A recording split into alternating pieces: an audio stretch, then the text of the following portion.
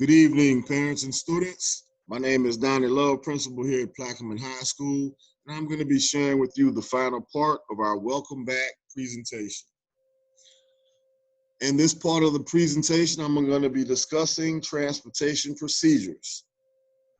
First of all, students must social distance when waiting on the bus. Social distancing on the buses will occur based on the current phase. We are at phase 2, so the buses will be loaded to 50% capacity. Students will wear masks while they're on the bus. Students must sanitize hands while loading the bus.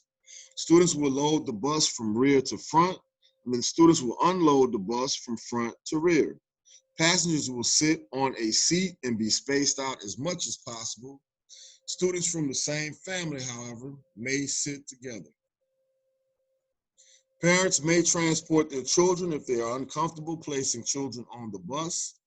Students will unload at the normal entrance on the Tennant Road unloading area. Each bus will be sanitized between routes, and buses will be deep cleaned as frequently as possible. A seating chart will be developed and updated to maintain as much distance as possible while on the bus, and all parent contact information will be updated. These are the arrival procedures for those who ride the bus. Once the students arrive to campus on the bus, the staff will take the students' temperature as they go to get off of the bus. If the student has no fever, they will be allowed to enter into the building. However, if the student has a fever, the student will be directed by a staff member to a location near but socially distanced and safety distance away from the initial temperature check-in area. Then their temperature will be taken a second time with a more accurate thermometer. If no fever is detected the second time the child is checked, then the student will be allowed to enter the building. All students enter the building will be given hand sanitizer by another staff member. Also, if fever is detected the second time, there's the check for the student, and that student will be escorted to an isolation room that is set up on the campus. Here's the arrival procedures for students who are coming in a car. Students are to remain in the car. The staff member will take the student's temperature while they're in the car. If the student has no fever, they will be allowed to enter the building. If the student has fever, the student will remain in the car and their temperature will be taken a second time with a more accurate thermometer. If no fever is detected with the second temperature check, the child will be allowed to enter the building. As students enter the building, they will be given hand sanitizer by another staff member. If fever is detected with the second device, the child will return home with their parent.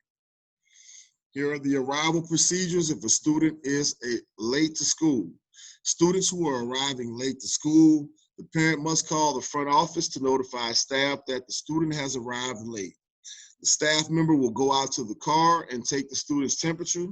If the student has no fever, he will be allowed to enter the building. If the student has fever, the student will remain in the car and their temperature will be taken again with a more accurate thermometer. If no fever is detected with the second temperature check, the child will be allowed to enter the building. Parents will sign the student in at that time. However, the parent will not enter the school building. As students enter the building, they will be given hand sanitizer by another staff member. However, if the student does have a fever the second time the temperature is taken, the student will return home with their parent. Here are isolation room processes. Isolation rooms will be used to address the needs of a student or staff member with the temperature. If a student is sent to the isolation room, the school nurse will be immediately contacted. Students reporting to the isolation room will be further questioned, or their parents will be contacted for further questioning by the school nurse using the CDC questioning protocols. Parents will be contacted, explained while their child is being sent home, and the parent will be expected to come and pick up their child from school. No student is to return to school until they are fever-free for a minimum of 24 hours. Here are the protocols for picking up a child with an illness.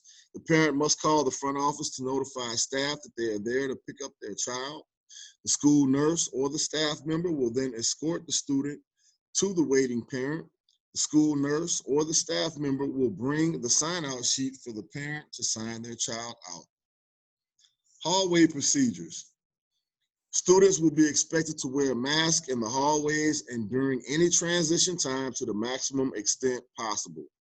Floors will be clearly marked with 6-foot markers to ensure social distancing. Entrance and exit pathways will be marked to designate student flow so that all areas will be used one way. Times for hallway movements, such as use of restrooms, traveling to classes, etc., will be staggered to limit the amount of students on the hallway at any given time. When entering and exiting the classroom, all classrooms are equipped with hand sanitizer dispensers. Students must sanitize their hands when coming in or leaving out of the classroom. No student will be allowed to leave the classrooms outside of the scheduled staggered times established for bathroom, lunch, or class change. All teachers will have students re-sanitize their hands every 2 hours. Classroom procedures. Students will wear their mask in the classroom to the maximum extent possible. There will be minimal movement inside the classrooms. Once students are seated, they will be expected to remain seated unless given instructions by their teacher to move to another location. The use of shared materials in class will not be permitted. Students, it's very important that you bring your school supplies. Every attempt will be made for you to have your own school supplies at your desk for your personal use. Finally, our breakfast and lunch procedures. For breakfast, when 7th and 8th grade students get off the bus in the morning after they have their temperatures checked, they will report to their second hour class and they will stay there. All students 9th through 12th grade will, after they get their temperature checked, they will go to the cafeteria, pick up their meals in a grab and go line, and then they will report directly to their first period class, and in that class, they will eat their meals. After high school has finished getting their meals and they're in their first period class, we will then escort 7th grade to go pick up their breakfasts and have their breakfast in their classroom. And then we will escort 8th grade to go to the cafeteria to pick up their breakfast and then eat their breakfasts in their lunchroom, in their classroom. The same procedure will be for the lunch break. 7th grade will be provided a 20-minute lunch period. They will go to the cafeteria escorted by their teacher. They'll pick up their meals and then they'll eat their meals in the classroom. 8th grade will be provided a 20-minute lunch period as well. They will go get their meal and then they will eat their meals in the classrooms as well. And we will be doing the same thing with students in grades 9 through 12. Their teachers will escort them. They will go to the cafeteria, pick up their meal. They will return back to class, and then they will eat their meal in their classroom. Parents, make sure to follow our online contacts, the school website, as you see published there, www.Iberville Parish School Board or IPSB.net, and click the campus link to PHS, our Facebook at PHS Green Devils, our Twitter at Plaquemine High, and then also inside this presentation, I have added links so you can look at the CDC guidelines and the LDOE guidelines. Parents, continue to believe in us. We are going to continue to provide the best education for your students possible. We totally love our kids.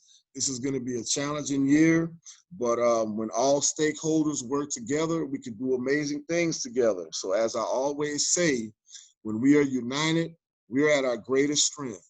At this time, this is the time that we need to be the most united we've ever been as a faculty, staff, student, and a community.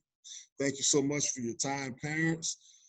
Also, if you have any questions, please make sure that you contact us by email or by phone number.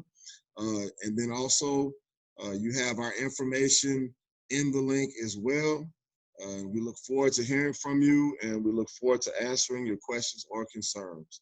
Thank you so much for your time. Have a great afternoon.